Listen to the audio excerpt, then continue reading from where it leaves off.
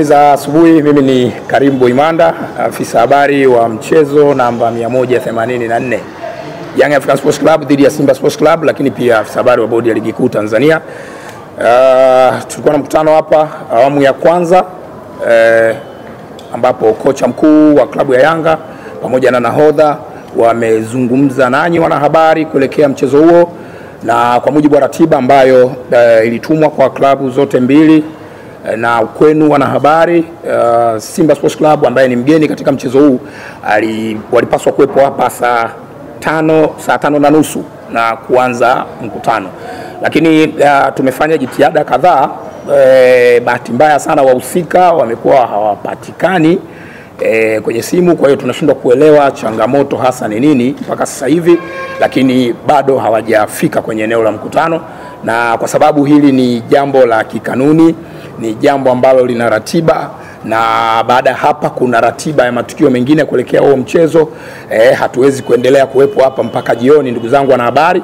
Kwa hiyo nitumie fursa hii kusema rasmi kwamba tunamaliza mkutano wetu rasmi, na kwamba taarifa nyingine zitatolewa hapo baadaye. Kwa hiyo kila kitu kiko sawa, na kwamba tumewakosa Simba Sports Club ili watueleze changamoto, kama kuna changamoto yoyote ambayo wamekutana nayo huko njiani wakiwa wanakuja au la. Kwa hiyo tunaendelea kuwatafuta, tutakapojua nini changamoto tutawajuza kupitia kurasa zetu za mitandao ya kijamii na maeneo mengine muhimu.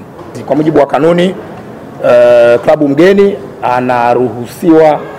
anaruhusiwa kufanya mazoezi kwenye uwanja wa mchezo angalau mara moja kabla ya siku ya mchezo. Siku ya mchezo ni kesho, na leo ni tarehe 24, na kanuni ile inasema kwamba ni muda ule wa mchezo, ambapo kwa mujibu wa ratiba yetu mchezo utafanyika saa 11 jioni.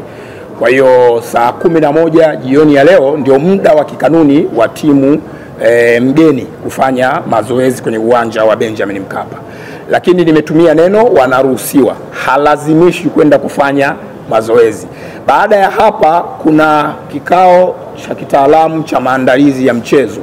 Kwenye kile kikao timu zote mbili zinakuwepo, na inawezekana uamuzi wa wao kwenda kufanya mazoezi au kutokwenda unaweza ukawa communicated huko. Kwa hiyo kwa sasa hivi hapa ninachoweza kusema ama kuwajuza wanahabari kwamba tuvute subira, confirmation yote ikishafanyika basi tutashare kupitia kurasa zetu, na nitawaalika wanahabari kwa ajili ya kufanya coverage kwenye dakika 15 za mwanzo za mazoezi ya timu mgeni.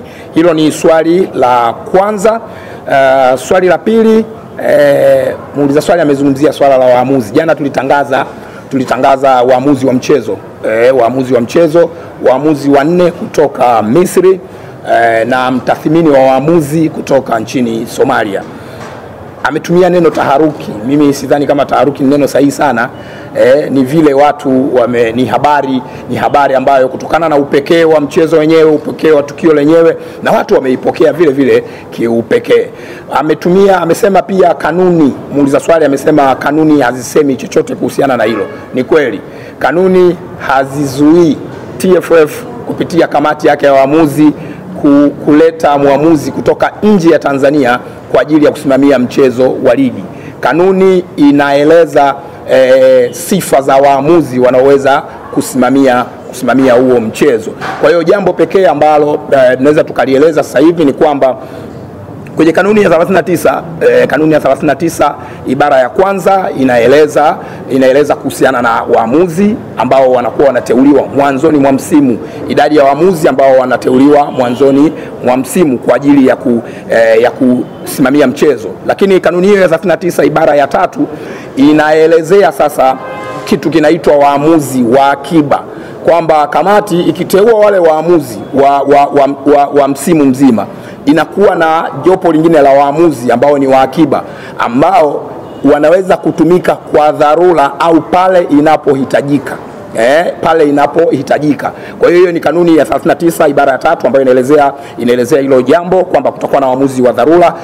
Hii orodha hii ya waamuzi haijawahi kutangazwa na TFF kupitia kamati yake, wala orodha ya waamuzi wa akiba haijawahi kutangazwa kupitia kamati ya waamuzi ya TFF. wanayo wenyewe, wanaitumia, manake waamuzi wenyewe wanajifahamu, wale ambao wameteuliwa kuchezesha ligi msimu huu wenyewe wanajifahamu, na kwamba sasa tunakwenda kwenye mchezo huu waamuzi wametajwa. Kitu kingine ambacho tunaweza kukieleza ili wadau wengine wafahamu ni kwamba waamuzi walioteuliwa ni waamuzi wa kiwango cha juu sana, waamuzi ambao majina yao si mageni masikioni kwetu na wala machoni kwetu. Tumeshawahi kuwashuhudia wakisimamia michezo mikubwa ya ngazi ya klabu ya kafu, lakini pia hata ngazi ya taifa, kwa maana ya michezo ile inayosimamiwa na kafu ya timu za taifa. Lakini pia wameshawahi kufanya vizuri kwenye michezo ambayo inasimamiwa na FIFA. Ni waamuzi wakubwa, waamuzi wenye profile kubwa, wenye uwezo mkubwa, ambao kutokana na kwamba hili ni tukio lenye upekee, dabi ya Kariakoo, sherehe za kukabidhi ubingwa kwa pamoja, mambo haya mawili yametengeneza tukio kubwa sana, tukio kubwa na la kipekee.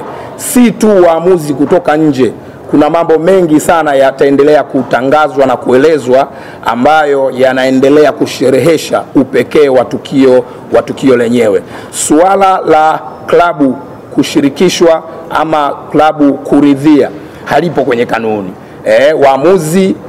Waamuzi wanateuliwa na kamati ya waamuzi ya TFF na wanapangiwa michezo na kamati ya waamuzi ya TFF.